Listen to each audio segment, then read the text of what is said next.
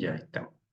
Hermanos, la semana pasada hablamos acerca del pecado. Vimos que como consecuencia del pecado de Adán, la raza humana entera está en una condición que se llama depravación total. Ahora sí tenemos esa realidad, que el ser humano está completamente apartado de Dios. ¿Cómo es que algunas personas llegan a ser salvas? Hoy vamos a hablar de la doctrina de la elección incondicional de Dios. No podemos hablar de elección incondicional si no tenemos claro que todo ser humano está completamente destituido de la gloria de Dios, que es completamente incapaz de salvarse a sí mismo y es completamente incapaz de buscar a Dios por sí mismo. Vamos a leer un texto que nos habla acerca de la situación del ser humano después de la caída. Le voy a ir a Patricio, por favor, que busque Efesios 2, versículo 1.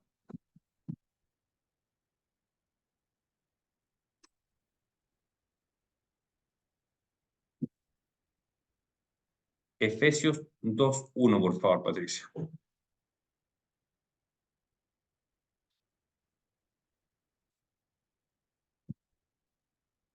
Efesios 2:1. Mientras tanto, le damos la bienvenida a la hermana Marcela, que se acaba de conectar.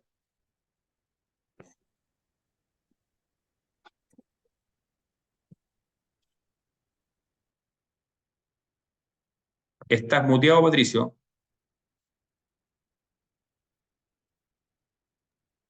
Chuta, ahora sí, ya, Ahora sí. Mientras tanto, le damos la bienvenida a Javiera, que viene a llegar. ya, pastor. Dale no. Él os dio vida a vosotros cuando estabais muertos en vuestros delitos y pecados. Cuando el Señor nos dio vida, ¿a qué se refiere con que nos dio vida? Que nos pasó de muerte a vida por medio de nuestro Señor Jesucristo. Es decir, antes que cada uno de nosotros conociese al Señor Jesucristo por medio de la fe, estábamos completamente muertos en delitos y pecados. Pregunta, ¿qué puede hacer un muerto? ¿Un muerto puede comer? ¿Un muerto puede trabajar? ¿Un muerto puede tomar decisiones? ¿Qué puede hacer un muerto, hermanos? Nada, po. Absolutamente nada. Un muerto no puede hacer absolutamente nada. Entonces, si un muerto espiritualmente no puede hacer absolutamente nada en el mundo espiritual, quiere decir que el Señor tuvo que hacer algo por nosotros. Y vamos a ver qué es lo que el Señor hace por nosotros. ¿Cómo comienza el Señor a hacer algo por nosotros? De partida, sabemos que hay personas que mueren físicamente en la condición de muerte espiritual, es decir, muertos son delitos y pecados. Entonces, ¿por qué? Por la gracia de Dios hay personas que no vamos a experimentar la muerte física estando en muerte espiritual, sino que estaremos vivos espiritualmente. Nuestro cuerpo muere, pero vamos a la presencia de Dios. Entonces, ¿cómo es que Dios toma la iniciativa respecto a nosotros? Y vamos a leer otro texto, lo voy a leer a la hermana Marcela, si lo puede leer, por favor, en Efesios capítulo 1, versículos 4 y 5, mientras yo busco un vaso de agua, vengo a ti.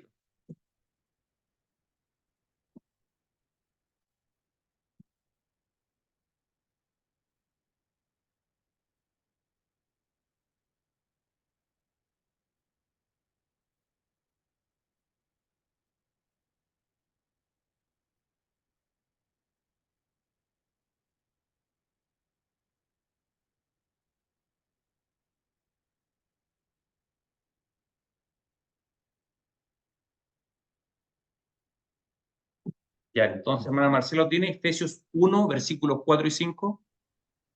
4 y 5, sí. Sí, por favor.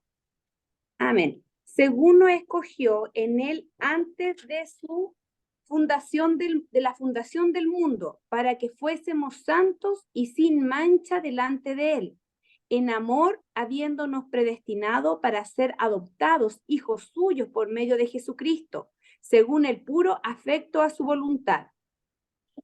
Acá vemos la doctrina de la elección soberana de Dios. Es decir, Dios ve a toda la humanidad muerta espiritualmente, destituidos de su gloria, por lo tanto, condenados al infierno. En esa condición nacemos cada uno de nosotros. ¿Y qué es lo que hizo Dios? ¿Por qué es que algunos pudimos venir a Cristo? ¿Por qué algunos podemos tener vida espiritual? Porque Él nos escogió antes de la fundación del mundo. Y nos predestinó, ¿para qué? Para que seamos santos y sin mancha delante de Él. Es decir, nosotros cuando nos presentemos ante el tribunal de Dios, seremos santos y sin mancha. Y alguien puede decir, pero mi vida no es santa ni sin mancha, a pesar de que soy cristiano, a pesar de que soy hijo de Dios. Para nada soy un santo sin mancha. Bueno, ¿cómo es que Dios me ve entonces como santo y sin mancha? Por la obra de Cristo. Si hay alguien que fue plenamente santo y sin mancha, ese es el Señor Jesucristo. Y la justicia del Señor Jesucristo, la obediencia del Señor Jesucristo nos es imputada, es decir, nos es traspasada a nosotros por medio de la fe. Por lo tanto, Dios ve en nosotros la santidad de su Hijo Jesucristo. Para eso Dios nos predestinó, para ser santos y sin mancha delante de Él. Dios nos escoge y nos predestina con un propósito, para ser santos y sin mancha, a pesar de que éramos pecadores muertos en delitos y pecados. En su misericordia, Dios decidió tener esta enorme misericordia por nosotros y nos salvó. De hecho, una forma de definir la palabra escoger es entresacar.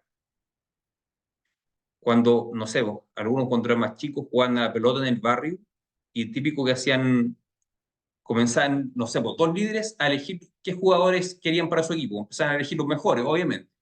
Y algunos quedaban de lado. O sea, escoger involucra tomar a algunos y dejar a otros de lado. Ahora, ¿Dios nos escogió porque seamos mejores? No, solamente por el afecto de su voluntad, solamente por su misericordia. Ahora surge la pregunta, ¿por qué entonces Dios, si es todopoderoso, no escoge a todo el mundo para ser salvo? Es una respuesta que nosotros no podemos responder. Es algo que está en la mente de Dios. Dios es un ser infinitamente grande y nosotros somos limitados. Nuestra mente es limitada. Es imposible que una mente limitada logre comprender todos los misterios de un Dios que es infinito. Por lo tanto, no sabemos por qué motivo Dios no escogió a todas las personas. Porque si Dios hubiese escogido a todas las personas para ser salvas, nadie iría al infierno. Y sabemos por la propia Escritura que hay personas que sí irán al infierno, lamentablemente. Entonces seguimos avanzando. Tenemos una realidad. Toda la humanidad muerta en delitos y pecados, pero Dios escoge a algunos desde antes de la fundación del mundo y los predestina para salvación, para presentarlos como santos y sin mancha delante de su Padre. ¿Alguna duda hasta ahí? ¿Algún comentario hasta ahí?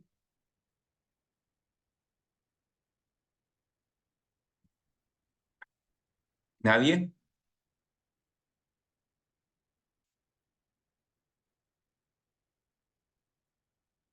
Ahora, ¿será que Dios es injusto al escoger a unos y a otros no? Veamos qué habla la Biblia acerca de la justicia de Dios. La Biblia Nicole, si tiene Biblia o celular o computador por ahí, que busque un texto, por favor. Que busque Romanos capítulo 9, vale, el 5 versículos. Romanos 9 del 14 al 21, por favor.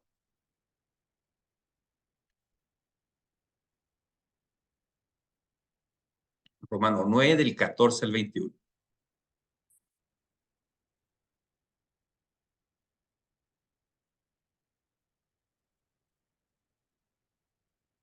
Romanos 9 del 14 al 21, por favor, Nicole. Y mientras tanto, Matías, que busque Romanos 3 del 23 al 25. Cuando hablamos de la justicia de Dios se cita mucho Romanos. Si lo tiene Nicole, por favor, está muteada así. Sí, voy.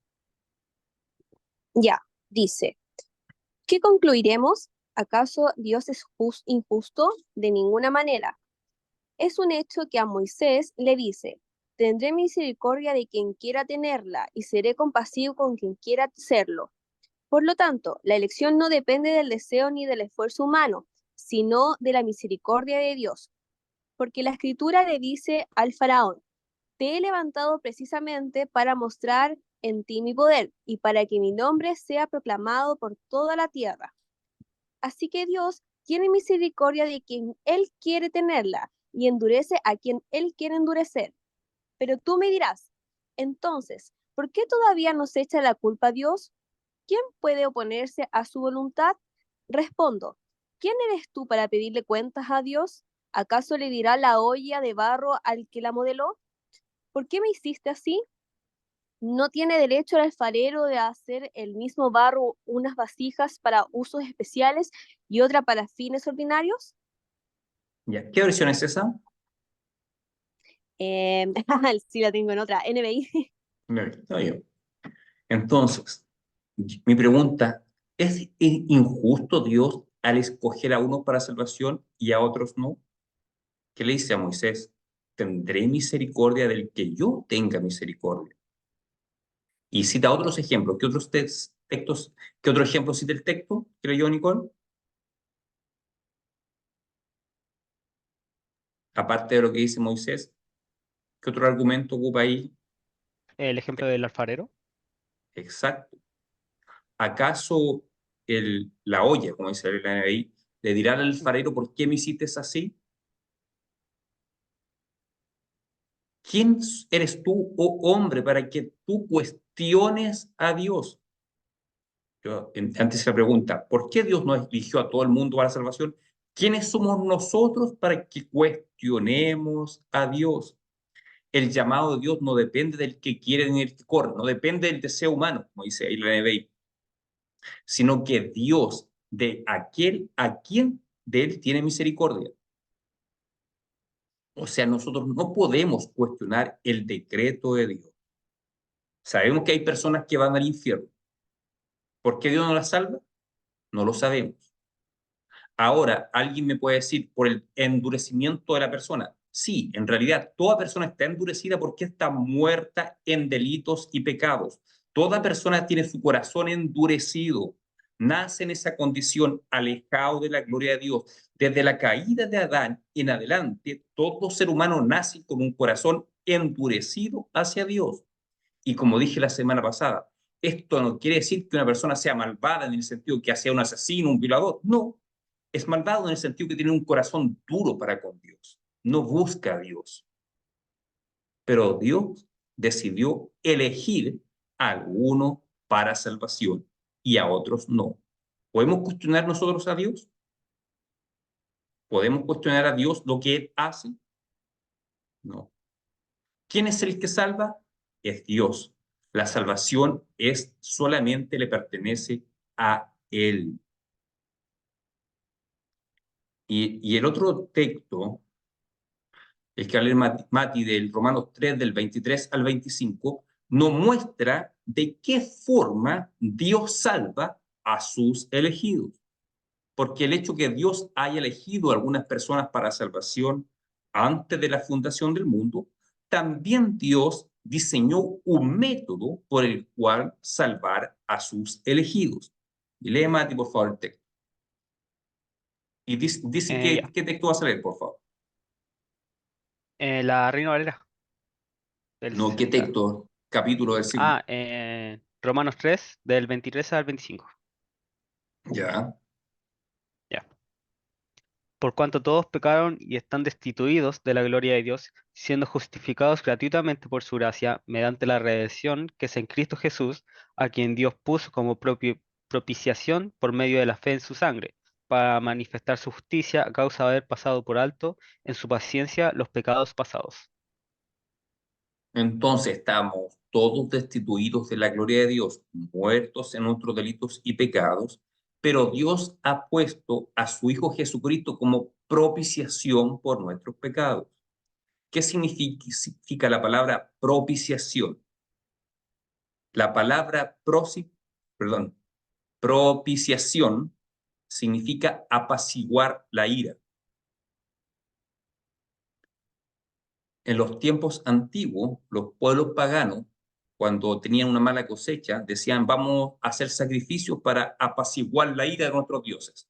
Y ese acto le llamaban propiciación. En el pueblo judío tenían una mesa donde le ponían un paño para cubrir nuestros pecados y se le llamaba el paño de la propiciación, es decir, para cubrir nuestros pecados, para ocultarnos de la ira de Dios.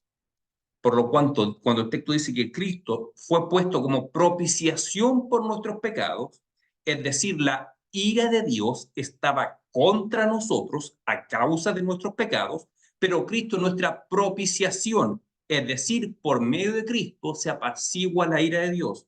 ¿Por qué? Porque la ira de Dios fue vertida sobre la persona de Cristo y Cristo evita que esa ira caiga sobre nosotros. Por lo tanto, por medio de Cristo, que es nuestra propiciación, Dios ya no derrama su ira contra nosotros. Por medio de la redención. Redención significa rescate. Es decir, hemos sido rescate por medio del acto sacrificial de Cristo. Primero dijimos, estamos todos muertos en delitos y pecados. Dios decidió escoger a algunos para salvación. ¿Y cuál es el camino que Dios diseña para llamar a sus elegidos?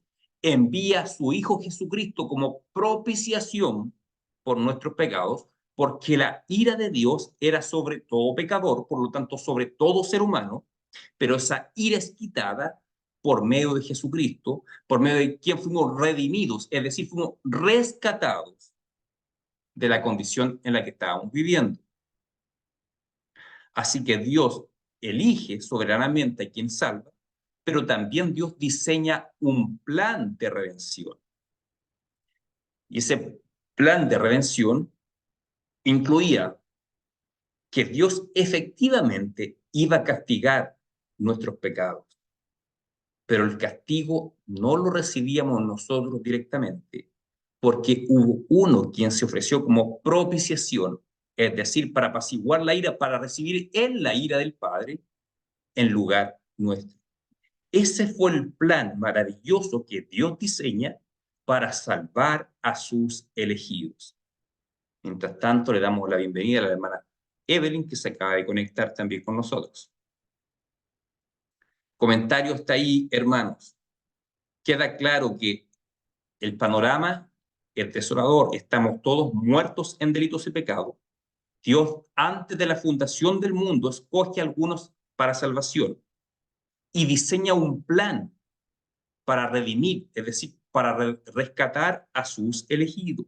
Y este plan consiste en enviar a su Hijo Jesucristo para recibir en su propio cuerpo la ira que correspondía por nuestros pecados. Por lo tanto, cuando decimos somos salvos porque Dios me eligió ante la fundación del mundo, es correcto. Cuando decimos somos salvos por medio de la fe en Jesucristo, es correcto. Cuando decimos somos salvos por medio de la sangre derramada de Cristo, es correcto. Las tres verdades se complementan entre sí, no se excluyen mutuamente, forman todo parte del plan redentor de Dios. ¿Alguna pregunta? Yo, pastor, tengo una pregunta. Sí. Mire, uno siempre, bueno, uno por lo generalmente sabe lo que es la ira, pero así como detallarla, como definirla bíblicamente, ¿cómo la podríamos definir? La ira de Dios. Es el enojo justo de Dios por nosotros por causa de nuestra desobediencia. Es un enojo, una ira justa. Dios es un Dios justo. Si uno lo ofende, Dios en su justicia tiene todo el derecho de castigar esa ofensa, de castigarnos por esa ofensa. Así que la ira es el enojo de Dios justo por causa de nuestra desobediencia, por causa de nuestros pecados. Ya, pastor, gracias. ¿Alguien más?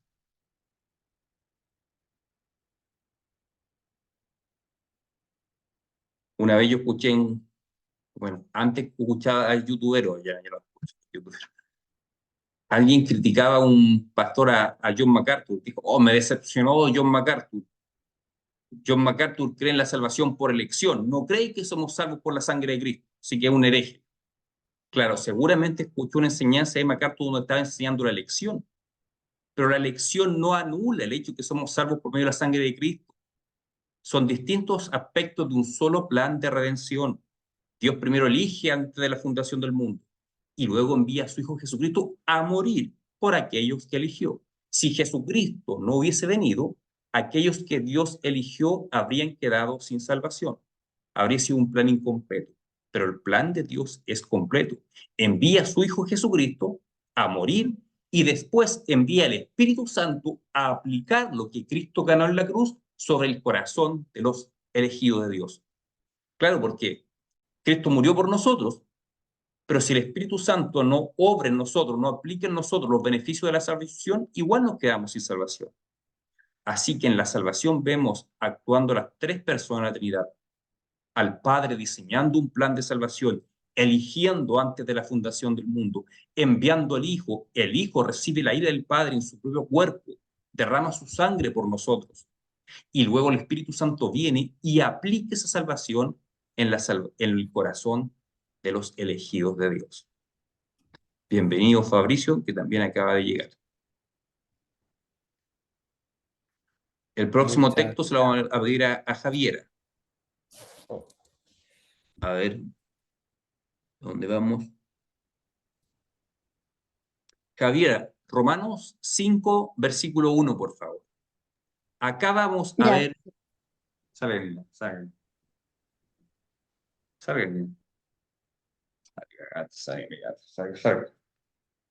La niña. ¿Te gusta ponerse aquí cuando estoy en la pantalla? Ya, Romanos 5:1, Javi, ¿lo tiene, por favor? Sí, Ya, dice, justificados pues por la fe, tenemos paz para con Dios por medio de nuestro Señor Jesucristo. eso. Cristo murió por nosotros, pagó por nuestros pecados. El Espíritu Santo toca nuestras vidas, nos regenera. La próxima semana vamos a ver lo que es regeneración, lo que el Espíritu Santo hace en nosotros. El Espíritu Santo nos capacita para creer y nosotros ponemos la fe en Jesucristo. Y como consecuencia de la fe en Jesucristo dice que tenemos paz para con Dios. Recuerden que antes estábamos muertos en delitos y pecados y la ira de Dios era sobre nosotros. Pero cuando venimos a Jesucristo por medio de la fe, ahora tenemos paz para con Dios, es decir, hemos sido reconciliados por Dios. Reconciliados no porque nosotros hayamos hecho algo que lo merezca, sino que por medio de la obra del Señor Jesucristo, quien dio su vida para pagar Él por nuestros pecados. Es verdad que uno cuando peca se siente condenado, siente que pierde la comunión con Dios. Pero más allá de nuestros actos hay una realidad que Cristo ya pagó por nuestros pecados. Por lo tanto, nosotros tenemos todo para reconciliarnos de forma inmediata con Dios. Hay una promesa que es cuando confesamos nuestros pecados, 1 Juan 1:9 dice que el Señor nos perdona y nos limpia de toda maldad. Como hijos de Dios tenemos el privilegio de restaurar rápidamente la comunión con Dios después que hemos pecado. ¿Por qué? Porque la base es que Jesucristo ya pagó por nuestros pecados. Así que ahora tenemos paz con Dios. Antes teníamos una relación de enemistad con Dios. Ahora tenemos una relación de paz. Es una relación paternal de padre a hijo, una relación de amor de padre a hijo. Dios es nuestro Padre. Ya no es nuestro enemigo. Ya no es aquel que está enojado, airado con nosotros. Por lo tanto, nosotros tenemos que aprender a cultivar una relación con nuestro Padre Celestial. Él ya no nos ve como pecadores, inmundos, los voy a destruir. No, Él nos ve con amor y misericordia. Aun cuando pecamos, aun cuando estamos pecando, el Señor nos ve con amor y misericordia. Obviamente esto no nos da libertinaje para hacer lo que queramos, no se trata de eso. Es todo lo contrario. El saber que Dios nos ama aun cuando somos pecadores, eso nos estimula a buscar más la santidad y agradar a nuestro Señor. Vamos a ver otro texto. Ahora vamos a ver un un tanto, justo prediqué el domingo pasado este texto, así que ya se lo saben. ¿A quién se lo voy a pedir? A ver, la hermana Esther. ¿Tiene Biblia, hermana Esther? ¿Me escucha, hermana Esther? Sí. Ya. Romanos 8, del 29 al 30, son dos versículos. Romanos 8, 29 al 30.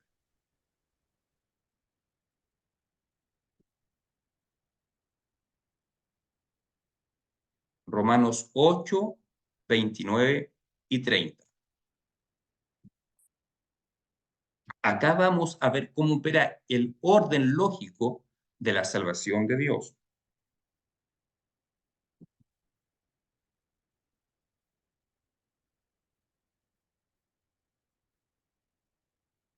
¿Se cayó la hermana Esther, parece? No la veo.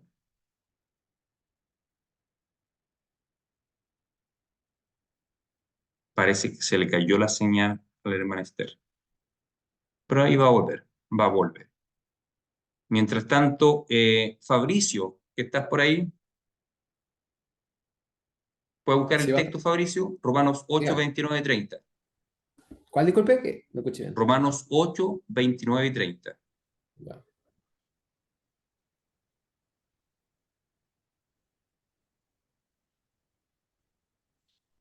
Ocho. Ya, aquí lo tengo. ¿Sí?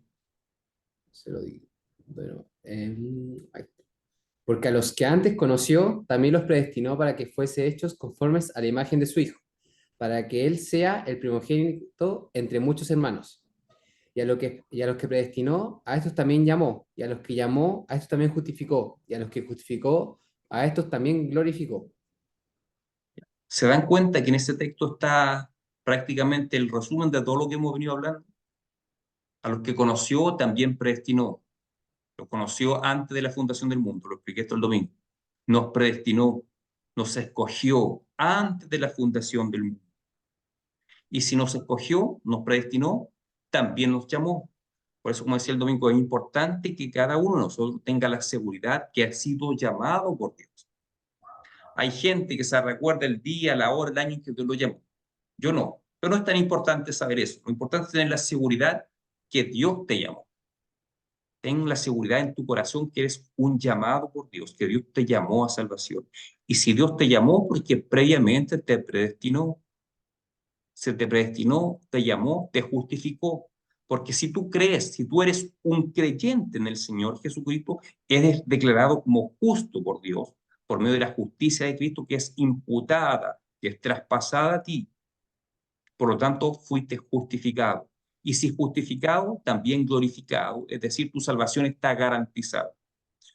Ahora, a nosotros nos habría gustado que entre justificación y glorificación apareciera la palabra santificación.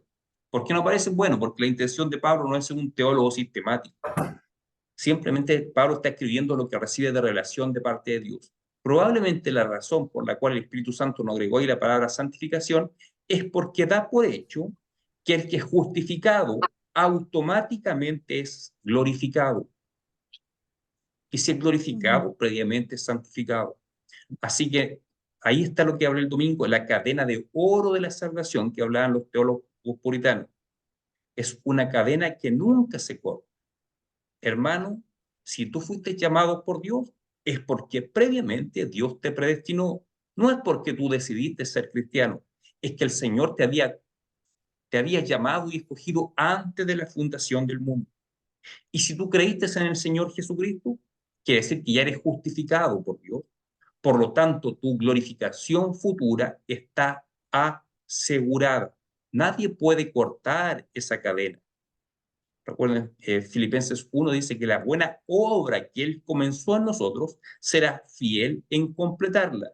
Dios no es como nosotros, que iniciamos un proceso y no lo terminamos. Yo he iniciado muchos procesos en mi vida y no los he terminado, lamentablemente. Pero Dios no es así. Dios comenzó una obra con nosotros y Dios la va a completar. Esa obra culmina con nuestra glorificación en cielos nuevos y tierra nueva y estaremos eternamente juntos con el Señor. Y todo eso por gracia de Dios, no porque lo merezcamos. Dios nos escogió para salvación no porque seamos mejores que el resto, sino que única y exclusivamente por gracia y misericordia. No porque haya visto algo en nosotros mejor que los demás, no. Simplemente Él tuvo misericordia de nosotros. Hermana Evelyn, ¿alguna duda de lo que estamos hablando? No, ninguna, pastor. No, bueno, Gracias. igual está quedando grabado esto, después se lo voy a enviar también. Ya. Vamos a leer el último versículo.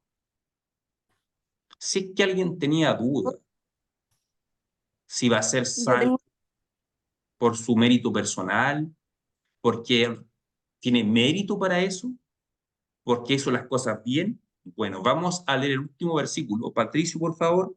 Efesios 2, versículo 8. Efesios 2, 8. Y después, ya antes Nicole. Nicole levantó la mano. Antes que Patricio lea, vamos a escuchar a Nicole.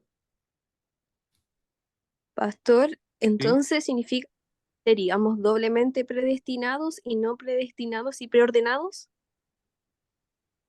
A ver, predestinado y preordenado es lo mismo si lo asume desde el Ujú, punto de vista de Dios, porque predestinar significa ordenar de antemano. O ujú. sea, Dios ordena de antemano a quienes habrían de ser salvos. Ahora el tema de la doble predestinación surge por lo siguiente. Alguien puede deducir, si Dios predestina a algunos para salvación, automáticamente predestina a otros para condenación. Eso es un punto de vista que en teología se conoce como supralapsarianismo, la doble predestinación. Dios predestina a algunos para caída, o sea, para perdición, y otros para salvación. Hay otra postura que se llama infralapsarianismo, que significa que Dios predestina a algunos para salvación y a los demás los deja estar en su condición, los deja enterrarse en su condición, los pasa por alto. A algunos los pasa por alto y a otros los rescata para salvación. Hay dos formas de verla. Las dos posturas tienen bases bíblicas, las dos posturas tienen versículos en los cuales se apoyan. Los supralapsarianos se apoyan en un texto que aparece en Proverbios, donde dice que incluso al malvado Dios lo ha creado para el día de la ira. O sea, da la idea que incluso el malvado fue creado para la condenación. Eso favorece la idea de la doble predestinación. Algunos predestinados para salvación y a otros predestinados para condenación. Pero hay textos donde dice que Dios, la verdad es que cada vez que la Biblia habla de predestinación, lo hace en el contexto de salvación, nunca de condenación. Cada vez que dice fuimos predestinados para salvación, pero no se omite la expresión predestinados para condenación. Entonces ese es el principal argumento a favor del infralapsarianismo. Es decir, Dios predestina para salvación y a los demás no es que los predestine para condenación, sino que los deja estar en su condición. Son dos posturas y con las dos con base bíblica. Así que cada cual ahí elige su postura. Es una pregunta profunda que se resuelve en la mente de Dios. Ahora, ¿con cuál me identifico más yo? Al principio con la infralapsariana, porque la infralapsariana enfatiza el amor y la misericordia de Dios. Dios dejó pasar a algunos, pero tuvo tanto amor por algunos que los salvó. La infralapsariana enfatiza el amor de Dios, la misericordia de Dios. Pero la supralapsariana enfatiza la soberanía de Dios. Dios es soberano para predestinar para salvación y para condenación. Como dije, las bases bíblicas dan para los dos lados, pero encuentro que tiene más argumento lógico la supralapsariana. Es decir, que Dios sí tiene una doble predestinación, pero es una opinión personal. No se resuelve. Los teólogos desde la época de la Reforma, los teólogos reformados, calvinistas, discuten esto. No se ponen de acuerdo entre ellos. No hay acuerdo entre los teólogos reformados. Hay algunos que son infra y otros son supra. Algunos creen en una doble predestinación y otros no. Dicen Dios predestinó para salvación y a los demás los dejó estar. Así que no hay una respuesta definitiva para eso, Nicole. Ya, Patricio, ahora el texto. ¿Muteado? No, ya. Porque por gracia sois salvos por medio de la fe, y esto no de vosotros, pues es don de Dios. ¿Ustedes por qué vinieron a Cristo? Porque fueron llamados por Él, fueron predestinados antes de la salvación del mundo. Y alguien puede decir, sí, yo vine a Cristo porque creí en Él, lo hice yo creí en Él. Pero dice el texto que incluso la fe no es algo natural en nosotros, esto no de vosotros, dice, sino que es un don de Dios. Es decir, hasta tu fe en Jesucristo te fue dada como un don de Dios. No es algo natural que surgió en ti en forma espontánea. No, fue porque previamente el Espíritu Santo te regeneró, eso lo vamos a ver la próxima semana, regeneración, pero el Espíritu Santo te regenera, te da vida y te capacita para creer en Jesucristo. Por eso es el texto, la fe es un don de Dios. Y está hablando de fe salvadora, particularmente el creer en Cristo nos viene como un don de Dios, no es algo propio de nosotros. Así que no tenemos motivo alguno por el cual jactarnos de nuestra salvación. No somos salvos por nuestras buenas obras, por nuestras buenas intenciones, sino que por gracia de Dios, por medio de la fe. Ahora me acordé de un buen ejemplo, ya me tomé el vaso entero de agua. Yo estaba con mucha sed recién. Yo me tomé un vaso con agua y se me pasó la sed. ¿Qué me quitó la sed? ¿El vaso o el agua? ¿Qué me quitó la sed? El agua. El agua, ¿cierto? El vaso es el instrumento que transportó el agua que me quitó la sed. Nosotros somos salvos por la gracia de Dios. La gracia sería como el agua. Pero el instrumento por el cual recepcionamos la gracia de Dios es la fe. Por lo tanto, la fe sería como el vaso, el medio por el cual recepcionamos la gracia de Dios. Somos salvos, no dice por fe, somos salvos por la gracia por medio de la fe. Se me pasó la sed por el agua por medio del vaso. Soy salvo por la gracia de Dios, un acto soberano de Dios por medio de la fe en Jesucristo.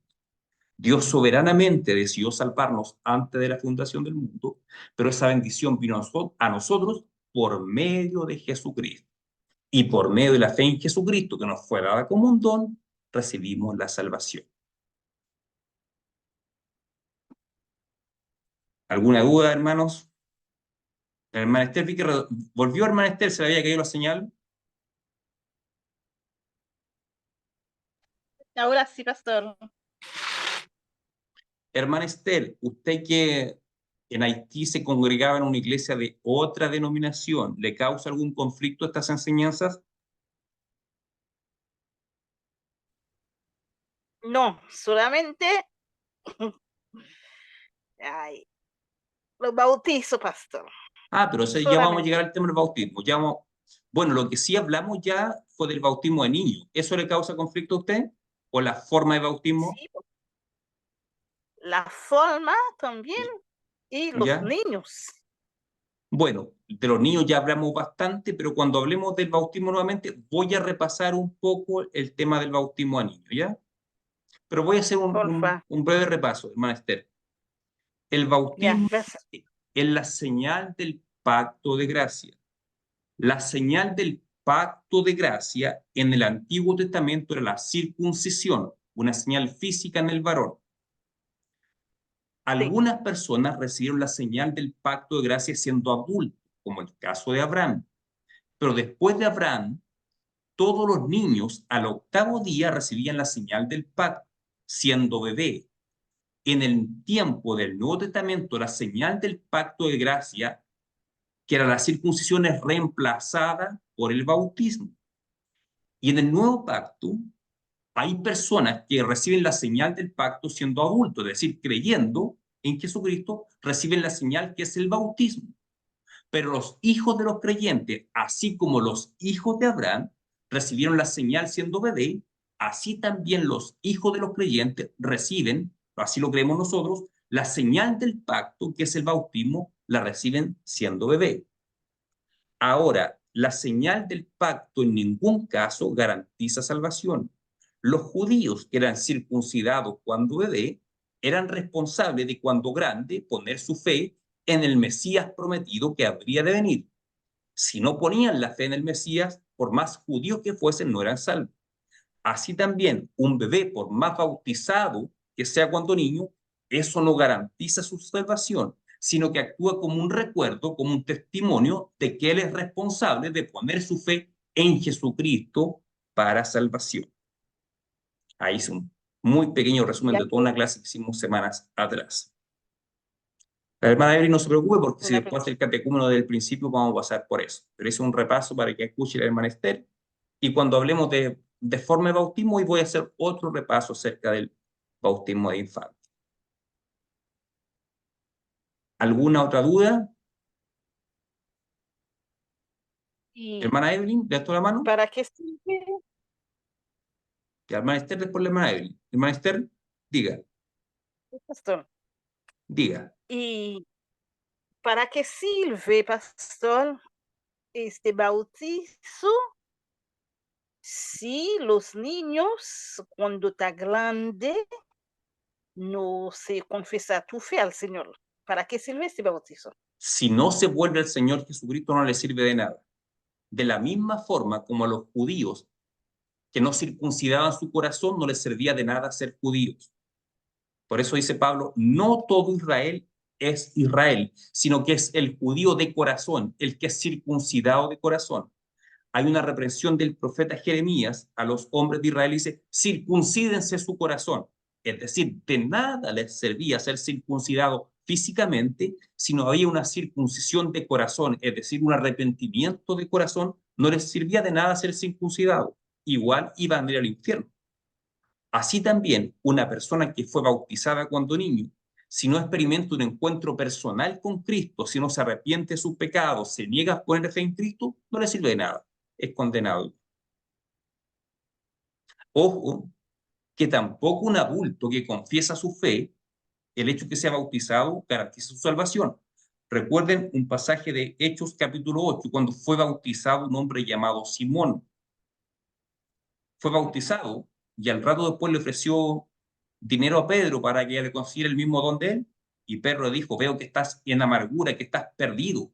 Arrepiéntete porque estás completamente perdido. Le dijo a un hombre que recién se había bautizado. O sea, el bautismo en ningún caso garantiza salvación, pero sí bautizamos a personas que han creído en Jesucristo y a los hijos de los creyentes. Pero en ningún caso, ni un adulto ni un niño, el bautismo le garantiza salvación. Lo que garantiza es la fe en Jesucristo. Sí. La hermana Evelyn había levantado la mano, parece también, ¿no? Levantó la mano, apretó la manito ahí, Sí, no, pastor. No, no, no. ¿no? Ya, perfecto. Ya. En todo caso, hermana Esther, si sigue con duda, pregunte nomás, todas las clases vuelve a preguntar, si gusta me escribe por interno o el domingo cuando quiera, molésteme nomás, no se preocupe por eso, ¿ya?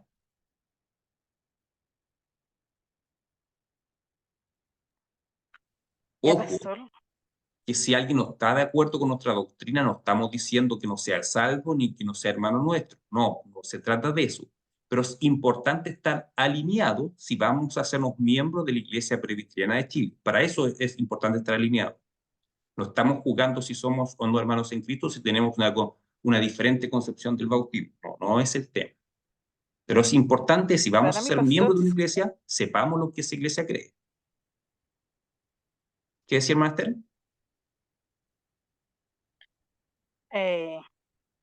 lo que se pasa, Sí.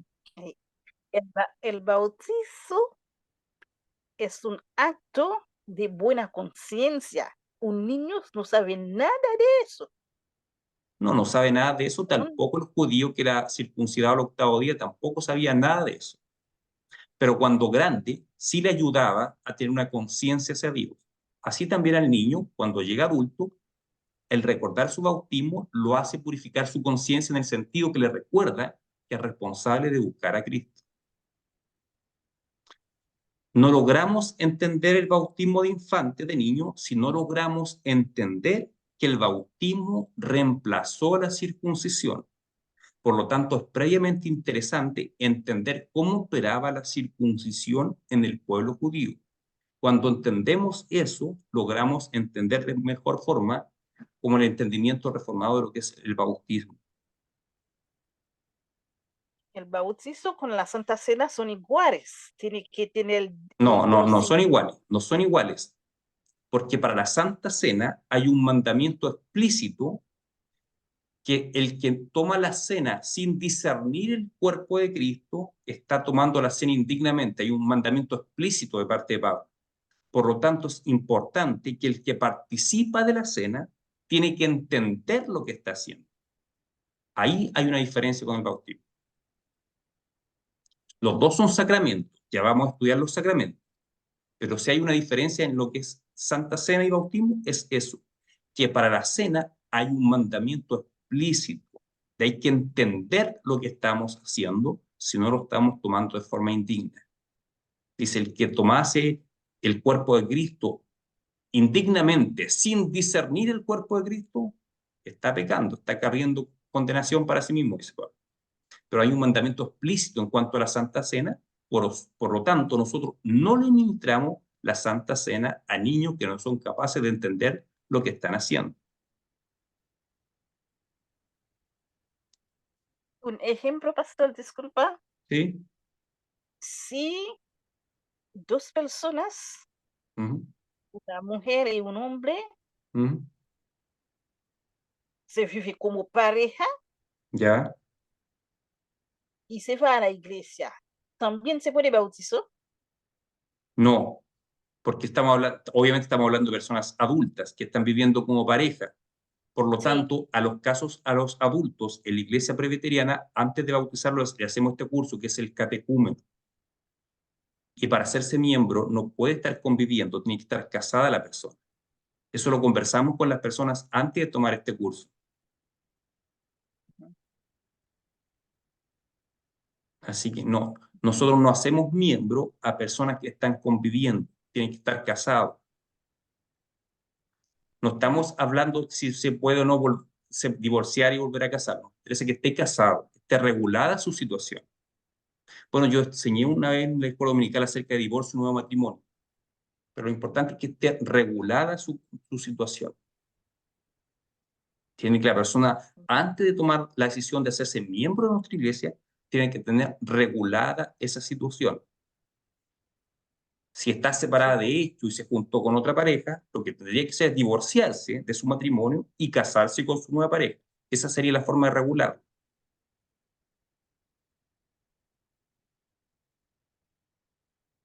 Y ahora, para bautizar un niño, tiene que por lo menos uno de los dos, ya sea el padre o la madre, ser miembro de nuestra iglesia. Porque el bautismo de un niño involucra un compromiso delante de Dios primeramente y delante de la congregación, donde el padre o la madre, idealmente los dos, pero al menos uno de los dos, se compromete a instruir al niño en el Evangelio. ¿Y cómo se hizo el bautizo de los niños? ¿Cómo se justifica lo que hemos venido conversando todo este momento, lo que está explicando todo este rato?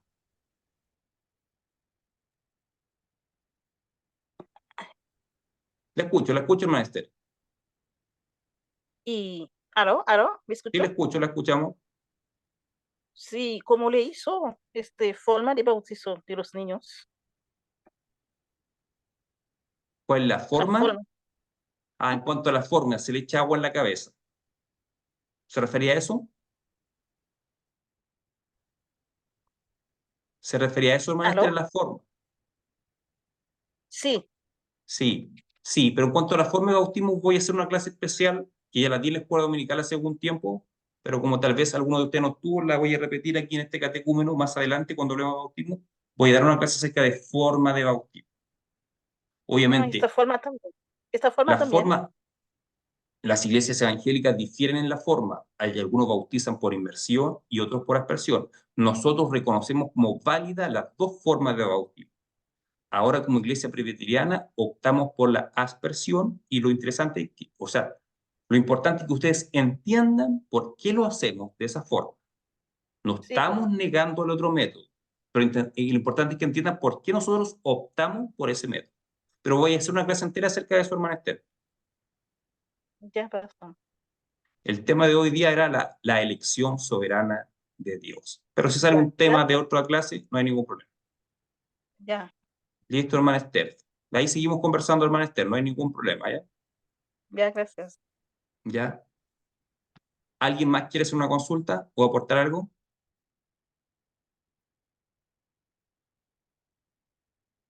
Hermano Cristian.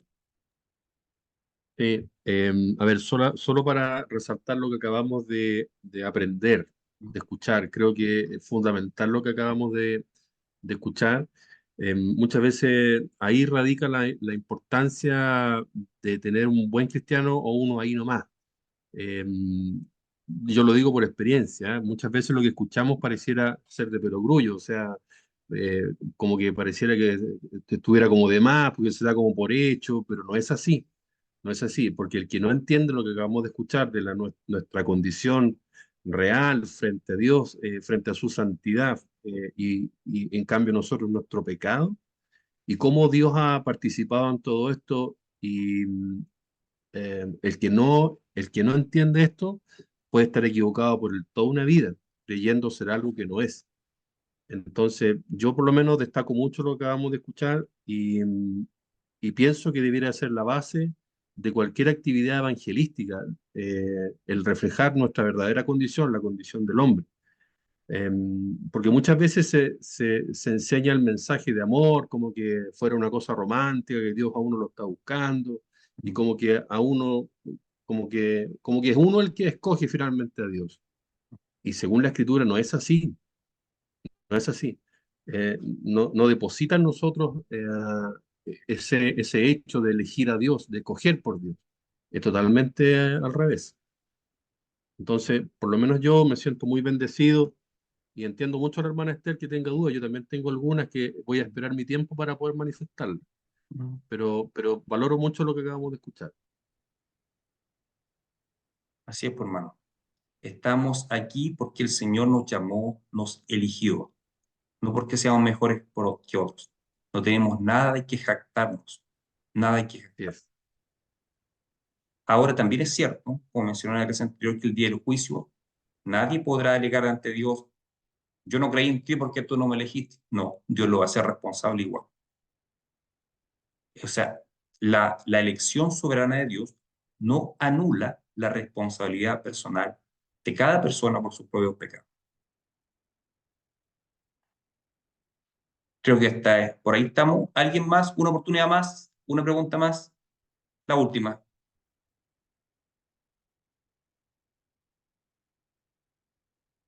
La última. ¿Nadie más? ¿No? Ya.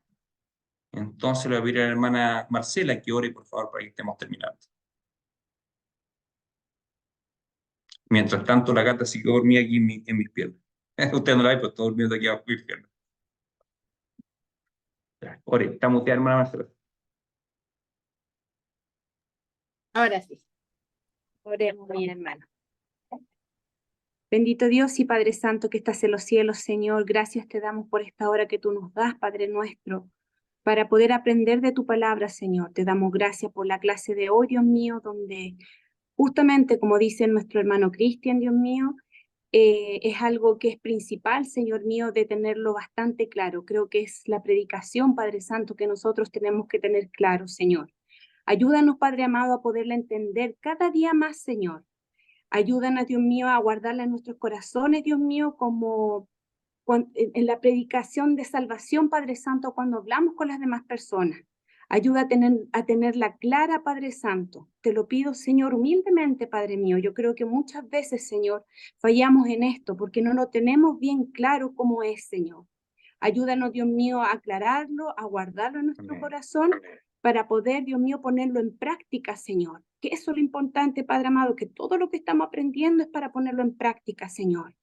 También te pido por la vida de mi hermana Esther, Señor mío, que todas las dudas, Padre Amén. mío, que ella tenga, por favor, Dios mío, Señor, ayúdala a que ella lo pueda entender. Sabemos que viene desde otro país, a ella le cuesta Amén. mucho entender, Dios mío, y además ella viene de otras congregaciones, Señor mío. Por eso te pido que le ayude en sus capacidades, Dios mío, para poder entender todas estas cosas, todas estas doctrinas, Padre mío, que estamos aprendiendo, Señor. Te lo pido, Padre amado, humildemente, Señor, como también te pido por todos los hermanos que han estado en esta clase, bendícelos, guárdalos, protégelos, y aquellos que no han podido estar, Dios mío, tú sabes sus motivos, y te pido de la misma manera que tú les ayudes, los guardes y los protejas. A nuestro pastor, Padre amado, te pido por su vida, Señor mío. Bendícelo grandemente, Señor mío, porque gracias a través de él, Señor mío, tú nos enseñas, Dios mío, y nosotros aprendemos, Señor. Ayúdale en sus capacidades, capacítalo cada día más, Señor mío, y que su camino sea guiado a través del Espíritu Santo, Señor nuestro. Padre de los cielos, todo esto te lo pedimos en el nombre de tu Hijo amado Jesucristo, nuestro Señor y Salvador. Amén. Amén. Que Dios los bendiga, hermano. Espero verlos a todos el próximo domingo. Que Dios los bendiga mucho. Chao, chao. Igual. Chao, hermano. Buenas noches. Chao, Chao. chao. Te bendiga. Chao, Mi hermano. chao, chao, chao.